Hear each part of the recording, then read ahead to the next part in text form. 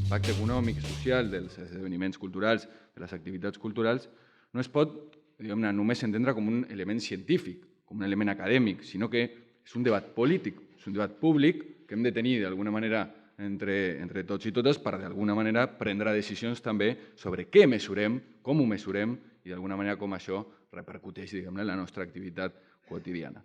Per tant, ja m'he estès més del que volia, però en tot cas, la meva presentació, com deia una mica el Ramon, tenia com a objectiu oferir-vos una mirada general sobre les perspectives i metodologies d'anàlisi d'impacte i de retorn social de les polítiques i activitats culturals. Però, com si això no fos prou complicat, doncs m'he permès afegir una pregunta en el títol que crec que assenyala un cert camí cap a on podríem anar, i és la idea d'apostar per l'avaluació. I dieu ara, ostres, ja no parlàvem d'impacte, ara de retorn i a més d'avaluació, doncs sí, tenim aquest problema, però jo crec que és interessant que puguem fer, la distinció entre aquests tres elements. Per tant, jo voldria que, quan acabés aquesta presentació, us quedéssiu com a mínim amb tres grans preguntes, no sé si grans idees, però sí tres grans preguntes. La primera era això, què dèiem ahir en aquest estudi? És a dir, un estudi que vam fer amb l'Institut de Govern i Polítiques Públiques, conjuntament amb el Joan Subirats, amb el Xavier Fina, amb l'Adriana Partal, l'Eva Merino. I què dèiem en aquest sentit? Doncs que creiem que calia un nou equilibri. Un nou equilibri que no només tingués en compte l'impacte social, sinó que d'alguna manera també comencés a parlar d'una altra idea complementària, que era la de retorn social. I ara, d'alguna manera, entraré en el detall. Segona pregunta, que m'agradaria que tinguéssiu al cap quan acabi la meva presentació. Què és el que s'ha anat fent des d'aleshores? És a dir, el que jo faré serà analitzar, no de manera exhaustiva, però crec que sí, significativa, la proliferació d'estudis, d'informes, d'eines que s'han anat desenvolupant una miqueta després que també nosaltres presentéssim aquell estudi. No perquè ens fessin cas a nosaltres, sinó perquè d'alguna manera identificàvem una tendència en aquell moment. I tercera, això que us deia. Em preguntaré què ens queda per davant. Què hem de fer a partir d'ara, més enllà de continuar treballant en les línies que potser tenim desenvolupades? Doncs jo us proposo, i crec que val la pena, començar a parlar d'avaluació. I no començar, perquè segurament molts de vosaltres ho heu fet, però sí de començar a parlar d'avaluació en l'àmbit de l'impacte, el retorn, el valor públic de les polítiques culturals. Insisteixo, intentaré que tot això, que ara potser sona una mica estrany, quedi més clar. Què dèiem ahir? És a dir, comencem per aquest estudi que plantejàvem d'alguna manera un cert reequilibri en la idea d'impacte de retorns socials. De què parlem quan parlem d'impacte social de les polítiques, de les activitats, dels esdeveniments culturals? Doncs estem parlant d'un concepte clau, i jo crec que val la pena que ens prenem 2 minuts per situar-ho. Un concepte clau per les polítiques culturals, que és el de la legitimitat.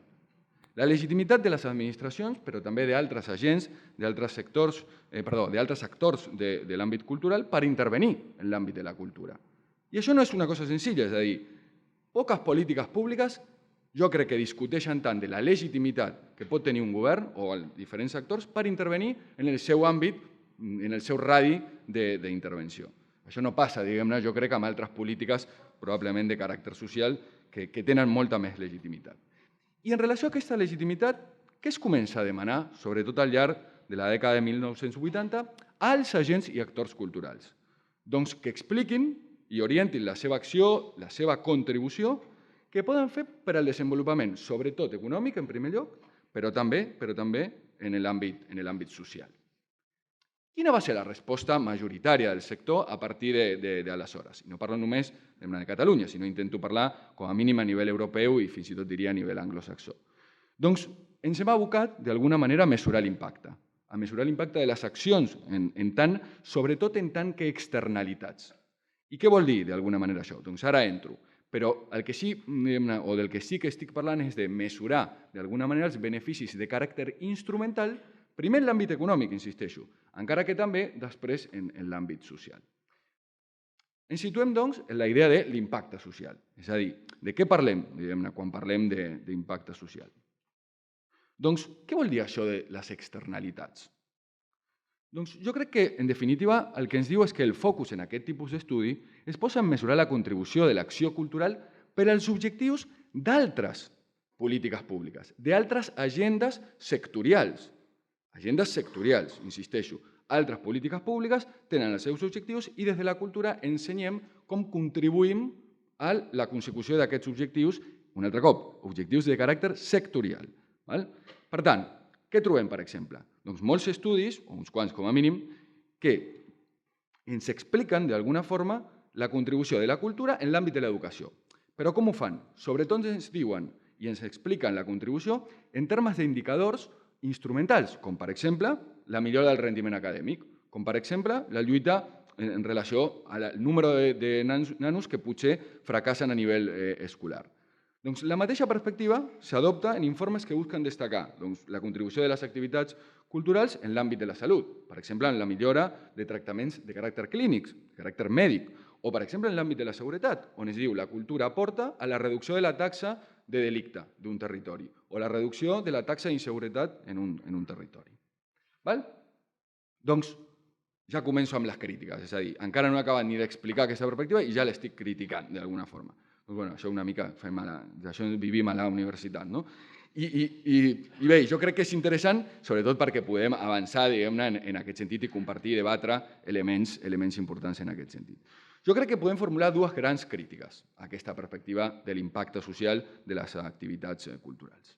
Doncs la primera és que pot generar efectes no desitjats, sobretot en la intervenció pública, no només de governs, intervenció també d'agents de caràcter públic, privat, en l'àmbit cultural. Pot donar lloc a expectatives i pressions sobre els actors culturals que d'alguna manera condicionaran la seva activitat. Això ho hem de tenir en compte quan parlem de mesurar l'impacte de l'acció cultural. En definitiva, ens podem trobar amb organitzacions i col·lectius més aviat dedicats a treballar i demostrar la seva utilitat per a altres agendes de polítiques sectorials que per d'alguna manera explicar el que fan, com ho fan i quins són els seus propis objectius. La segona gran crítica és una mica més vinculada, si voleu, a la mesura de tot aquest impacte. I té molt a veure amb els problemes metodològics amb els quals ens podem trobar i que d'alguna manera a vegades no donem o no li fem massa cas i jo crec que és important. Ens trobem amb molts informes en aquest sentit que sobrevaloren l'impacte real de les polítiques culturals i que jo diria poden perdre un element que ha de ser central també quan mesurem impacte, quan ens preguntem per l'impacte social de la cultura, que és una mirada crítica. Podem trobar que el que estem mesurant no té impacte o té un impacte molt limitat. Per tant, si tenim una mirada molt vinculada a les externalitats, molt vinculada a altres agendes sectorials, tendirem també, o creiem que això ho identificàvem en el nostre estudi, podem tendir també a perdre aquesta mirada crítica. I això també ens pot portar a generar inferències, deduccions, amb un dèbil rigor i justificació. És a dir, simplifiquem les relacions entre causa i efecte quan parlem de l'impacte de la cultura o l'impacte de les activitats culturals. Vale. Doncs, i tu què proposes, no? D'alguna forma. I a partir d'ara què? Doncs, bueno, evidentment, el que no proposo o el que no proposàvem era descartar aquesta mirada. Sí que plantejàvem complementar-la. I el que dèiem és, quan plantejàvem aquestes crítiques, doncs ens vam animar a plantejar una necessitat d'un nou equilibri i vam plantejar, entenc, la importància de parlar també de retorn social. Dir-li d'alguna altra manera alguna cosa que potser coincidia i que tenia alguns punts en comú, però que també creiem que calia anar una mica més enllà. Calia parlar, enteníem, d'una aproximació integral en aquest sentit. I dèiem, si reconeixem que les polítiques culturals han d'incorporar i també han d'incorporar-se objectius transversals, és a dir, que no han de pensar tant en com és el Departament de Cultura, com és el Departament de Sanitat, quines són les seves competències, sinó que hem de pensar en els problemes públics i socials que volem d'alguna manera gestionar, donar resposta o d'alguna forma intentar resoldre, doncs mirem també de desenvolupar nous llenguatges, avançar en un anàlisi, diguem-ne, en aquest sentit complementari. Enteníem que calia reconèixer els elements i processos afectius, intangibles, en l'àmbit, diguem-ne, de les activitats culturals. I que creiem que calia construir i, per tant, també reconstruir, plantejar-nos la necessitat de reconstruir quin era el valor singular que d'alguna manera generaven les polítiques, les activitats culturals. Però dèiem, tampoc ens podem quedar en desenvolupar un nou llenguatge. Hauríem de, d'alguna manera, avançar en focus i metodologies d'anàlisi en aquest sentit. En comptes de prioritzar, d'alguna forma, la mesura de les externalitats, aquestes que jo plantejava, intentàvem proposar i debatre, no tancàvem, evidentment, per res el debat, Què volia dir això de retorn públic en l'àmbit transversal, en àmbits de caràcter transversal, no tan sectorials, no tan externalitats, sinó àmbits més de caràcter transversals? Parlàvem, o parlo, diguem-ne també ara, dels efectes de les polítiques, de les accions sobre la qualitat de vida de les persones, però mantenint el focus en el conjunt de la societat, en les comunitats, no només a títol individual o un impacte de caràcter estrictament personal. Val. I com concretem tot això? Com, d'alguna manera, podíem concretar aquesta perspectiva? Doncs enteníem que calia construir i calia posar sobre la taula dimensions. Dimensions d'anàlisi que també després ens permetessin parlar d'índex i fins i tot, per què no, arribar també a desenvolupar indicadors. Doncs us plantejo les dimensions més importants que nosaltres enteníem que calia posar sobre la taula i fins i tot us apunto alguna cosa vinculada amb com o quin tipus d'índex estàvem pensant quan parlàvem d'aquestes dimensions. La primera, evidentment, és la dimensió d'anàlisi de les identitats col·lectives, del sentit de pertinència en l'àmbit comunitari. Fins a quin punt les polítiques culturals, les accions culturals, ens permetien avançar en aquesta dimensió, en aquest retorn de caràcter social i públic. Enteníem que calia construir un índex del grau de diversitat social, econòmica, cultural, de les persones que participen en aquestes accions.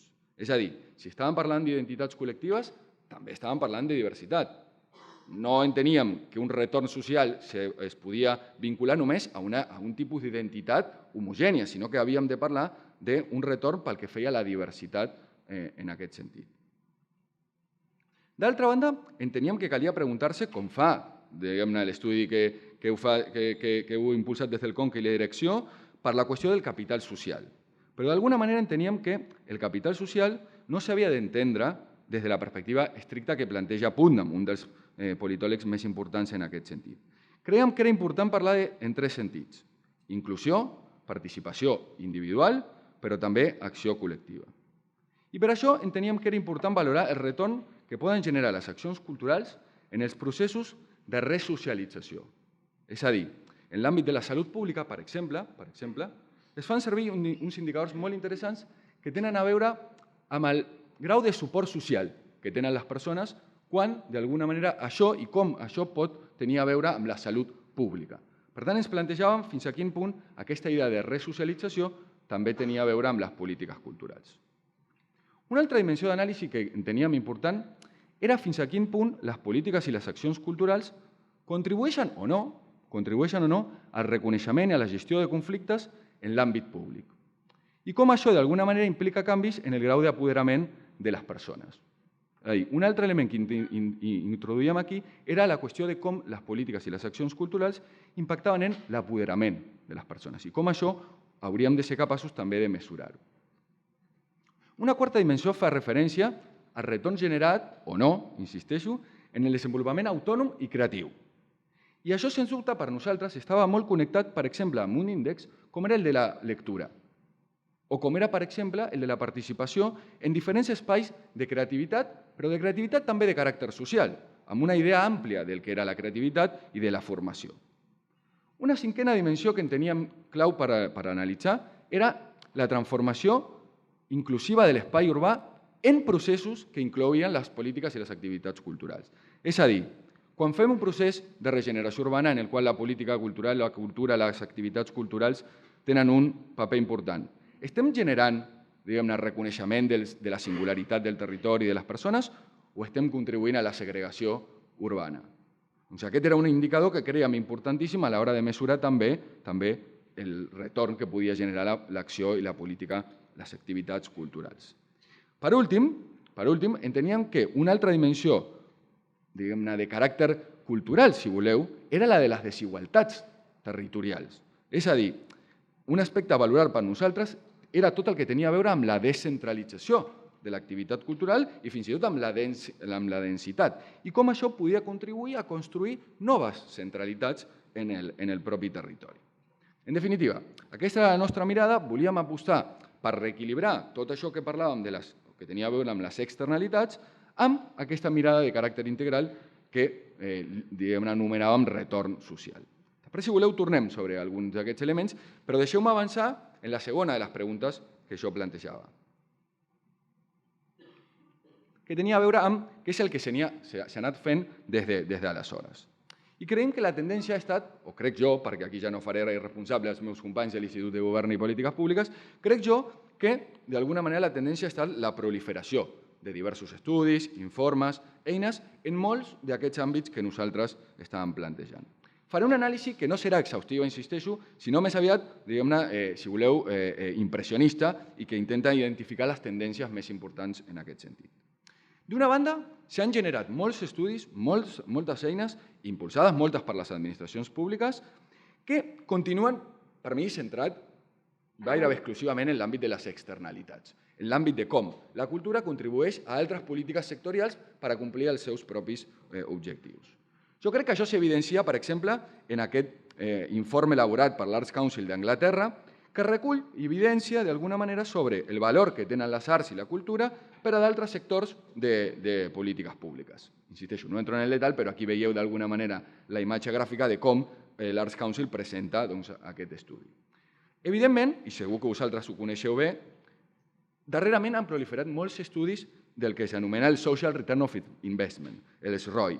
I jo crec que això també és un exemple de com podem parlar de l'impacte social, tot i que estem parlant de retorn social. És a dir, el concepte SROI ens parla de retorn social, però ens està parlant més aviat de les externalitats de caràcter econòmic que es plantegen en aquest tipus d'estudis. No estic fent judici de valor, estic apuntant les tendències que identifico.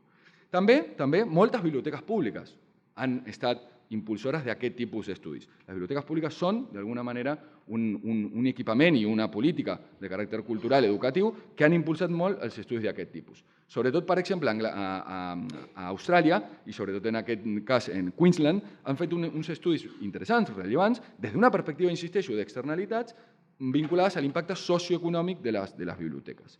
I fins i tot es van desenvolupar alguns anàlisis que volien quantificar en valor monetari, en termes de diners, quina felicitat, què tan feliços ens feia la cultura en aquest cas. I aquest exemple és un estudi encarregat pel Departament de Cultura britànic a la London School of Economics, que d'alguna manera mesura que ballar, que anar a ballar ens fa feliç per 1.600 lliures.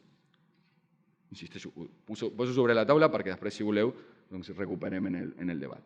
D'altra banda, també impulsats per moltes administracions públiques, s'han desenvolupat estudis, informes, metodologies que crec que combinen una mica les dues perspectives que jo estava plantejant, la d'impacte amb la de retorn, la d'externalitats amb la de transversalitats. La direcció i l'àmbit de la xarxa de biblioteques municipals, impulsada també per la Diputació de Barcelona, ha anat avançant també en alguns dels seus estudis en aquesta perspectiva. Tot això us ho passarem, per tant, si després voleu recuperar alguns exemples, doncs ho podreu fer. Cal dir, i no és per quedar bé, que d'alguna manera el propi Conca i la direcció també han impulsat un estudi d'una de les dimensions que nosaltres plantejàvem claus quan parlàvem de retorn social, una de les dimensions de caràcter transversal en aquest sentit. Una altra organització que també ha impulsat informes en aquest sentit és l'Observatori Basc de Cultura. I fins i tot diria que la pròpia Comissió Europea, per plantejar alguns dels estudis a nivell internacional, que n'hi ha molts, la Comissió Europea es va interessar per aquesta tendència i va plantejar la European Expert Network on Culture que, d'alguna manera, elaborés un informe que recopilés la tendència que hi havia hagut també en aquest sentit i que d'alguna manera havien fet focus en la idea de retorn i de valor públic de les activitats culturals. Aquest treball el van elaborar John Holden, que és un expert britànic que també ha treballat molt en aquest sentit, i Jordi Baltà, que segurament molts de vosaltres el coneixeu. Doncs voldria també fer referència ràpidament a dues grans organitzacions i dues grans iniciatives que complementen, jo crec, també aquest anàlisi que estic fent, aquesta evolució, aquesta anàlisi de tendències. La primera iniciativa és de la UNESCO i, com segurament potser coneixeu, recentment s'ha elaborat un sistema d'indicadors que pretenen mesurar el paper de la cultura en el desenvolupament sostenible. Per tant, entrem en dos grans temes que són complementaris al que estem dient, que és cultura i desenvolupament sostenible. Cultura, el seu valor, les activitats culturals, les polítiques per al desenvolupament sostenible. I segon tema, indicadors. Indicadors, que també, Déu-n'hi-do, és un element que es planteja com a interessant, com a rellevant per a la nostra feina. Per tant, com veieu aquí, una mica, aquest és un sistema que es construeix a partir de 7 dimensions, i també una sèrie d'indicadors. Aquest sistema s'ha testejat ja en 11 països i estan disponibles les bases de dades amb alguns dels resultats. Jo diria que m'agradaria dir, d'alguna manera, que aquest sistema és una mica híbrid, és a dir, tendim també a una mirada de caràcter d'externalitat, amb la contribució de les polítiques i les accions culturals per a altres agendes de polítiques públiques, però també intenta construir algunes dimensions transversals, com per exemple són la de governança o fins i tot la de gènere. I el segon projecte en aquest sentit, que segurament també el coneixeu, és un projecte de l'Agenda 21 de la Cultura que, en aquest cas, més que en l'àmbit dels països, evidentment se centra en l'àmbit de les ciutats. Per tant, un altre cop aquí també entra un tema que és el de l'escala, de quina escala estem parlant quan parlem d'avaluació de retorn d'impacte social. Com veieu, aquest panel que ha fet l'Agenda 21 de la Cultura s'estructura també a partir de 9 àrees temàtiques que busquen d'alguna manera tenir una visió de la cultura integrada en el desenvolupament sostenible. I d'alguna manera aquí també és interessant apuntar que aquestes dimensions, que no entraré per una qüestió de temps, però que venen acompanyades d'un qüestionari online perquè les pròpies ciutats també puguin ser autoavaluades.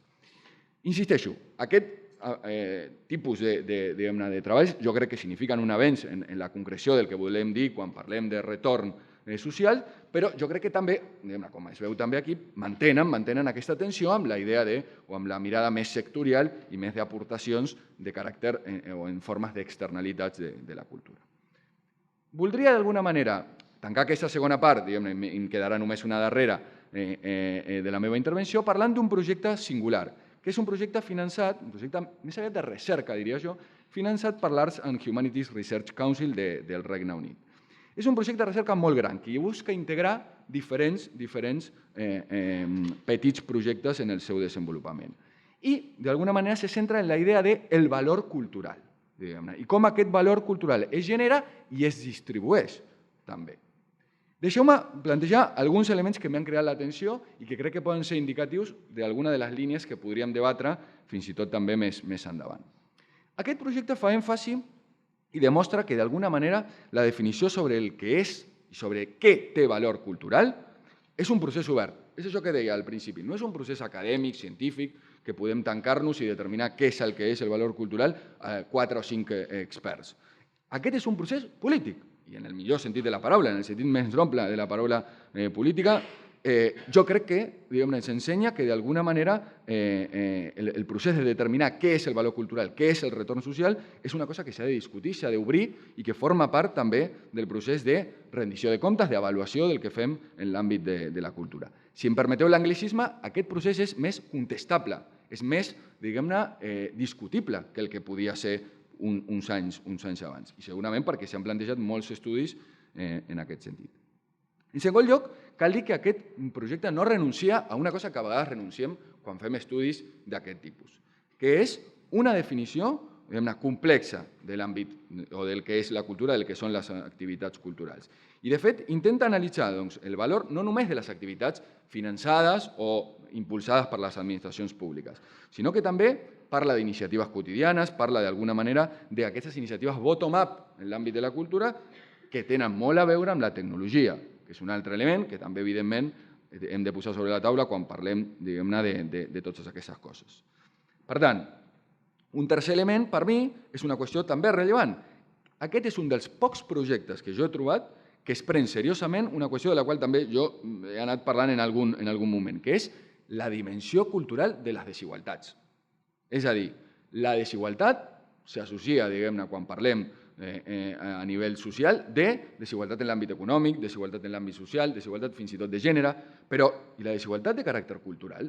D'això en parlem molt poc.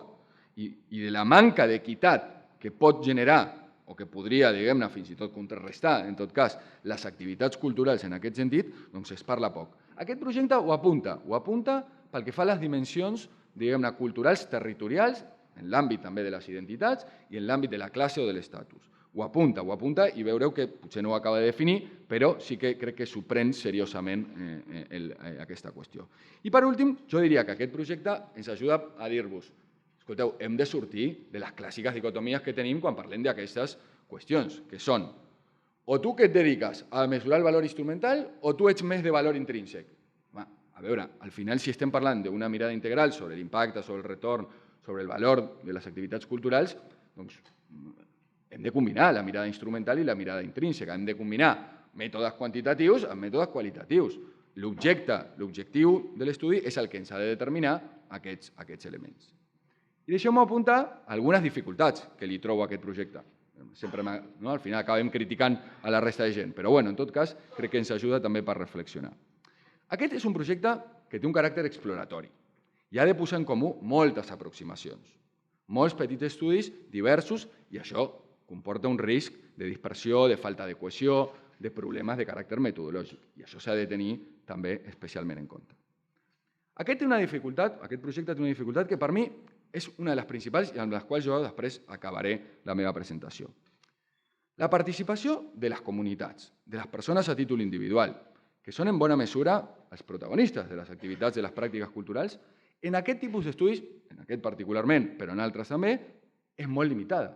És a dir, creiem i continuem pensant que som nosaltres, professionals, acadèmics, tècnics, polítics, els que d'alguna manera tenim el coneixement sobre com ha de ser mesurat i què és l'impacte social, què és el valor públic de les activitats culturals. La participació molt limitada de les comunitats i persones a títol individual doncs es posa sobre la taula que si volem fer un pas endavant les hem d'incorporar en tots aquests estudis. I per últim, crec que mostra una altra dificultat que jo crec que apunta un altre element clau que també recuperaré al final de la meva presentació, que ja va arribant, que és el tema de per què fem servir tota la informació que generem en aquest sentit. Si la informació que estem generant en aquest tipus d'estudis no ens serveix per transferir en la pròpia presa de decisions i per fer millor i fer més complexa i fer més integral la presa de decisions públiques, de polítiques públiques, però també d'altres actors en l'àmbit de la cultura pública, doncs la seva utilitat és molt limitada. I aquest projecte ens ensenya que aquest és un altre element que hem de començar a plantejar com a condició per poder fer un estudi d'aquest tipus, que la informació, el coneixement que generen, sigui útil per la presa de decisió de caràcter públic. Doncs, en definitiva, i faig un repàs, diguem-ne, del que hem dit fins aquí. En primer lloc, què ha passat, diguem-ne, fins aquí? S'ha produït un avenç significatiu en aquest sentit. Però insisteixo, jo crec que, com deia al principi, tot aquest avenç continua molt vinculat a la necessitat de legitimar-nos com a sector de política pública. I això, diguem-ne, que no està malament, i no és, insisteixo, un judici de valor, ens pot condicionar en la nostra intervenció, en el que mesurem, en el com mesurem i en el com fem servir això que mesurem. És a dir, i ho dic de forma provocadora, si voleu, però el motor de molts d'aquests estudis sobre l'impacte social de l'acció de l'activitat cultural a vegades és la pròpia supervivència del sector cultural. I diguem-ne, això, insisteixo, que pot ser o pot estar justificat, ens està condicionant l'acció en aquest sentit. D'altra banda, he de dir que encara que s'han produït un cert avenç en la idea d'una mesura, d'una mirada àmplia del que és o pot ser l'impacte social, el retorn social, molts estudis encara es continuen basant o mirant sobretot aquesta idea d'externalitats i que parlem molt poc d'aquest tipus d'estudis com una estratègia d'avaluació de polítiques i d'avaluació d'activitats de caràcter cultural. I això és el que recuperaré al final de la presentació. És a dir, permeteu-me d'alguna manera dir-vos també una altra frase que potser sona una mica provocadora, però que és: continuem més preocupats per mesurar què fem i què passa amb els nostres serveis i productes generats, és a dir, molt més vinculat a l'input del que estem generant en la política pública, en l'acció pública, i ens preocupem molt poc de quins valors són desplegats o fins i tot relegats quan implementem, aquests serveis i productes. Ens mirem molt l'input i mirem molt poc, d'alguna manera, l'efecte que genera això en el conjunt de la comunitat, de la societat en la qual estem mesurant o analitzant. Jo crec que, i un altre cop jugo amb les paraules, coneixem molt més l'impacte de la cultura com a substantiu de la cultura i desconeixem molt el valor que pot tenir la cultura com a adjectiu, el valor que pot tenir allò que és cultural, el valor que poden tenir les dinàmiques de caràcter cultural. Per tant, un altre cop insisteixo en aquesta idea de mirem molt productes i serveis i mirem molt poc dimensions, processos, mirades de caràcter dinàmic. I jo sé que això és complicat, diguem-ne, però no ens justifica, diguem-ne, la manca o la inacció en aquest sentit. I jo ho dic això perquè crec que no ho plantejo com un academicisme, no ho plantejo com una cosa que hauríem de poder fer des de l'acadèmia, sinó que la informació que ens està faltant ara seria molt útil per prendre decisions públiques, per d'alguna manera intentar mirar més els problemes i menys com ens estructurem en el Departament de Sanitat, de Cultura o, diguem-ne, d'Educació. Per tant, d'alguna manera, jo us dic una cosa, sí, tenim dificultats metodològiques per mesurar tota aquesta qüestió que jo puc estar plantejant, segur, però jo diria que també, i permeteu-me un altre cop una mica la provocació, tenim dificultats polítiques i estratègiques. És a dir, si no sabem el que volem avaluar, acabarem buscant i mirant allò que sí sabem mesurar. Si no som capaços de definir clarament què volem avaluar i per què ho volem avaluar, ens acabarem situant en això que sabem fer, diguem-ne, i no probablement en això que necessitem. I això estic jugant amb una frase que es deia molt en unes jornades fa poc de divulgació científica que es diuen Etòpia i per tant si voleu també podeu anar a mirar aquestes jornades que han estat molt interessants per a aquest tipus de reflexions. Acabo. Darrera part de la meva presentació volia tancar una miqueta amb una proposta, si voleu, o com a mínim diguem-ne una idea de per on podríem continuar treballant. Deixeu-me dir que per mi, no només per mi, per molta gent, les polítiques culturals estan en un interregne. És a dir, paradigmes tradicionals, com el de les polítiques basades en la idea d'accés a l'oferta cultural determinada o entesa com a producte i com a servei, aquest tipus de paradigma no ens poden oferir, no ens ofereixen prou respostes per als problemes que tenim sobre la taula i que són multidimensionals, que no són problemes sectorials, són problemes multidimensionals i complexos. Un paradigma com aquell ens costa i no ens arriba prou com per poder donar resposta, però tampoc apareixen noves perspectives que legitimin una mica la nostra intervenció, el que fem, diguem-ne, i d'alguna manera quin és el valor públic que tenen les accions culturals. Jo crec que necessitem, al final, construir i començar o continuar construint nous focus, nous instruments per avançar, diguem-ne, en aquest sentit. I és per això que d'alguna manera us plantejo parlar d'avaluació, parlar d'alguna manera d'avaluació i de l'avaluació com a dret de la comunitat i d'alguna manera plantejant l'avaluació molt vinculada a la presa de decisions, a l'acció. Avaluació, acció. Les dues coses de forma conjunta.